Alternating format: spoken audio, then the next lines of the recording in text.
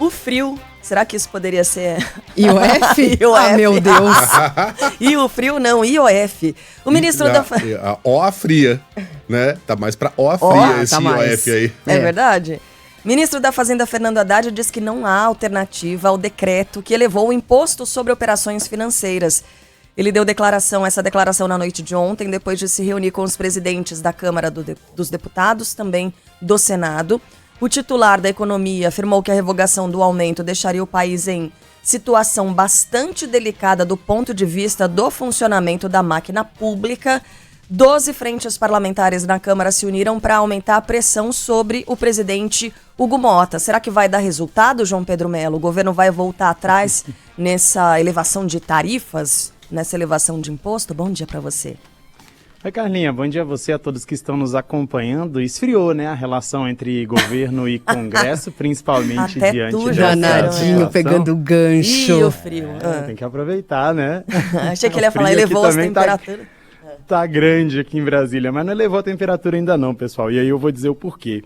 Porque o Haddad ontem falou com a imprensa, né, depois desse encontro com os presidentes da Câmara e do Senado, e disse o seguinte, que o Congresso, de fato, deve debater hoje essas propostas para derrubar esse decreto do governo sobre o IOF, mas, pelo menos um deles, ele já sabe que deve entrar ali em votação. E ontem, o que tudo indicava era que Haddad queria que nenhum desses materiais entrasse, de fato, em análise pelo Congresso Nacional.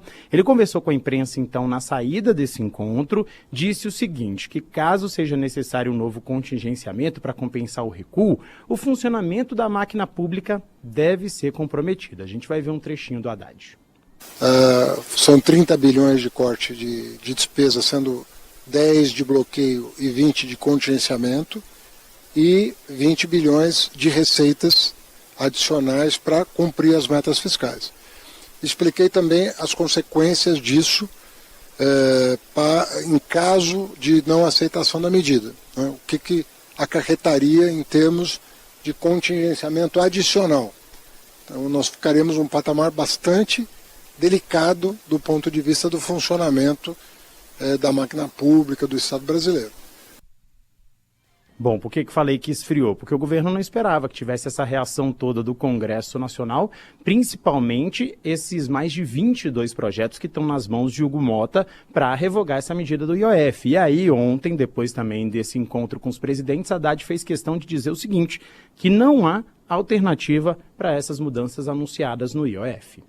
Nesse momento, não. Nós recebemos da FEBRABAN uma série de sugestões, estamos analisando, né? E falei dos problemas constitucionais, de você prever receita imediata, né?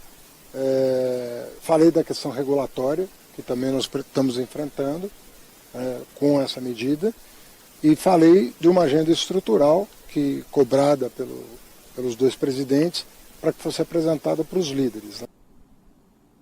E essa pressão em cima do governo agora para a derrubada desse decreto está vindo especialmente do setor produtivo. O argumento é o seguinte, é de que essa medida está encarecendo operações de crédito das empresas e dificultando os investimentos. E aí a gente teve então 12 frentes da Câmara dos Deputados se reunindo para discutir essa questão. O líder do governo no Congresso Nacional, o senador Randolfo Rodrigues, diz o seguinte, que a consequência de uma eventual revogação desse aumento seria uma espécie de shutdown do governo. Objetivamente, o ministro da Fazenda disse qual é a consequência se não tiver uma medida fiscal. Não, a consequência é para o Brasil, não é só para a emenda parlamentar, é para o Brasil.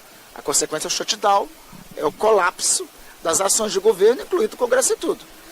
Tem alternativas? Vamos debater sobre alternativas, então vamos nos debruçar sobre elas.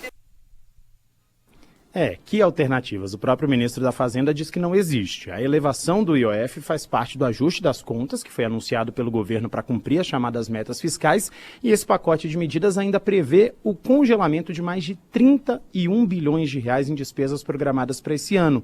No Congresso Nacional, como a gente falou, ainda não tem consenso a respeito dessa medida. Claro que a oposição está batendo bastante na tecla de que é preciso revogar essa medida, e ontem, no plenário do Senado, o presidente da Casa, Davi Alcolumbre, criticou a forma como o governo conduziu esse aumento no IOF. Que esse exemplo do IOF, dado pelo governo federal, seja o último daqueles e daquelas decisões tomadas pelo governo, tentando, de certo modo, usurpar as atribuições legislativas do Poder Legislativo. E como presidente do Senado e do Congresso Nacional, eu vou defender todas as atribuições estabelecidas na Constituição. Pois é, e aí mais um indício de que esfriou a relação entre o governo e o Congresso Nacional. Hoje a gente vai ter uma reunião do presidente da Câmara, Hugo Mota, com líderes partidários, está prevista para as 10 horas da manhã, para acontecer esse encontro e de fato debater essas medidas no cenário da Câmara dos Deputados. A gente falou aqui, são pelo menos 22 matérias que estão nas mãos de Hugo Mota e que tentam revogar essa medida. Essas matérias elas foram recebidas desde a última segunda-feira e hoje nessa reunião de líderes vai ser definida a pauta da semana que vem. O governo está otimista que pelo menos uma dessas matérias entre em votação, mas nada impede que as 22 sejam votadas a partir da semana que vem. A acompanhar, a ver o que de fato vai acontecer, pessoal. Agora, JP, a gente pode estar diante de uma bateção de cabeça aí dentro do governo, dentro do Ministério da Fazenda. Aliás, mais uma, porque nós falamos aqui, o ministro da Fazenda, Fernando Haddad, disse que não tem alternativa ao decreto. Manchete que está no Estado de São Paulo de hoje. Governo admite alternativas ao aumento do IOF. E aí fui ler a reportagem, quem estava dizendo isso? Quem estava admitindo alternativas diferentemente do que disse o ministro da Fazenda? O número 2 dele.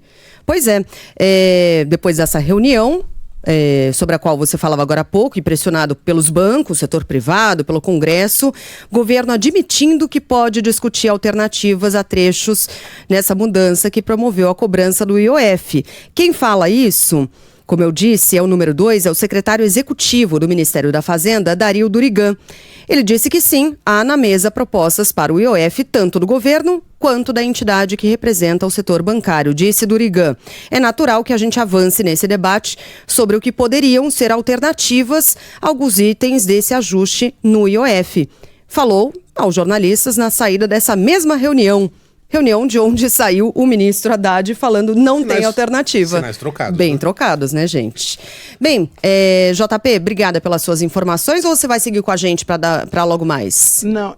Essa era a minha última aqui, por hora é isso, mas eu só queria também aproveitar para trazer uma informação que eu obtive ontem com uma fonte, dizendo o seguinte, né, também sobre essa crise do IOF, que há uma espécie de bate-cabeça também entre o presidente Lula e o próprio ministro Fernando Haddad. Essa fonte me disse o seguinte, que os dois conversam, mas não se escutam. O que seria isso?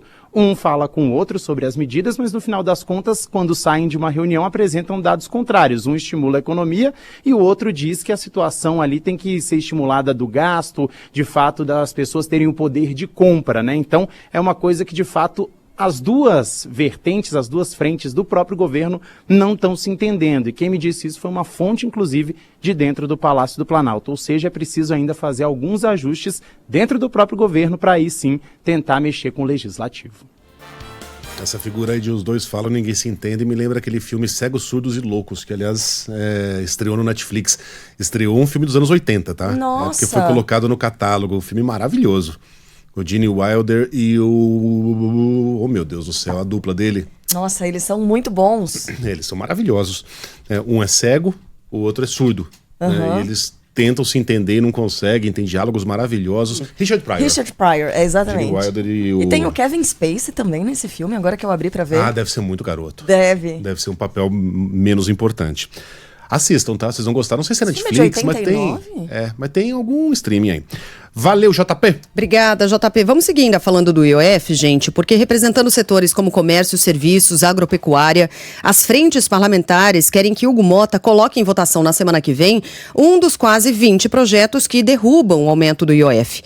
Para o presidente da Frente Parlamentar da Agropecuária, o deputado Pedro Lupion, a medida foi repentina e pouco planejada. Não é possível e não é admissível que algo mal planejado, mal feito e principalmente sem a comunicação devida aconteça mais uma vez no calar da noite, de repente, de surpresa para o mercado. Isso é algo extremamente grave, afeta todos os setores da economia. Segundo as empresas, o aumento do IOF vai encarecer o crédito e impactar investimentos. Ontem, mais cedo, como eu disse aqui, o secretário executivo do Ministério da Fazenda recebeu representantes dos principais bancos do país, também afetados pela medida. Para o presidente da Febraban, Isaac Sidney, que participou dessa reunião, a medida vai além dos impactos políticos. Essa é uma decisão não só política, mas também técnica, e nós continuaremos a dar subsídios para que possamos revisitar esse aumento e tirar esse custo, que não é só do crédito.